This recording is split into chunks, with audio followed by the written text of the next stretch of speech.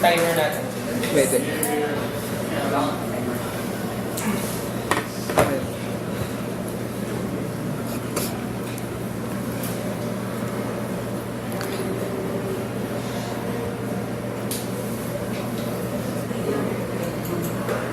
Recently, the Philippines has experienced unprecedented devastation in Tacloban particularly, and almost all of Western Visayas.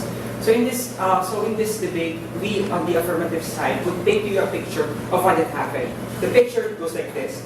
First is that the strongest typhoon ever that hit land has the strongest typhoon ever to have hit land has actually hit Tacloban City and the Western Visayas, and it has caused unprecedented devastation in the form of what? In the form of dead bodies everywhere. We have lives being taken about. We have a death toll of almost 5,000, and we have everyone in chaos as of right now. So what we have seen that the media is reporting is the government is struggling, and everyone, particularly, is also struggling in Visayas region.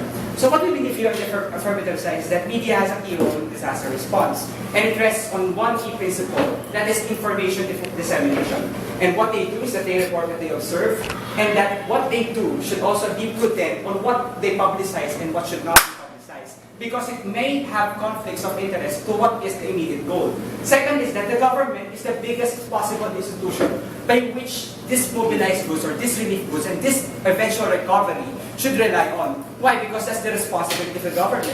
So we on the affirmative side would like to have an assessment debate, debating on the issue of whether or not the role of media as it is today is doing more harm than good in creating a better disaster response. So first is that definition, the first definition is that media exposure refers to reports by local and international media organizations who participates in disaster aftermath coverages. Second is that relief efforts is an organized and structured plan to bring sustenance such as food and water to those who are affected, and also to the eventual recovery of those who are affected. So Madam Chair and members of this House, we believe on the affirmative side that there is a disconnect between the two institutions, which causes first delay in distributing relief goods, and two, public outcry and distraction for what is needed to be done. Mainly done, and media being one of the major players in causing this particular mishaps in this kind of situation. So I, as the first speaker, seeing that there are no points of information coming from the negative side, maybe they're agreeing with me. Here. So the first point of What's your definition of counterproductive? by counterproductive, Madam Speaker and members, Mr. Speaker, what we mean by counterproductive is simply that, isn't doing more harm than good. By what standards? Again, whether or not the role of media as it is today is doing more harm than good is in creating a better disaster response. First, in painting an accurate picture of what has happened and what is happening in the current in ground zero, Madam Chair and members of this House. Second is that in improving mobilization of resources needed by the victims. And thirdly, by creating a general atmosphere of open to the possibilities of assistance by the private sector and also by the general public, which is you guys. So going on to my arguments, I as the first speaker shall discuss to you the role of media and how it molds public opinion and how it affects disaster response. And my very able second speaker will be able to discuss to you the role of the government and how it is affected by media and how it is affected by those outside forces that mainly results to disaster, to mishaps in this disaster response that we are experiencing right now. First, let me discuss to you media's role in disseminating this information and how they should be able to help eventually in this particular topic that we're going to talk about. Okay, so media's role is primarily to disseminate information, as I've repeated over and over again. And this information is very crucial as it will be treated by different stakeholders. It will be treated by the government, the private sector, by foundations, private foundations that might be able to help, and of course to the general public that will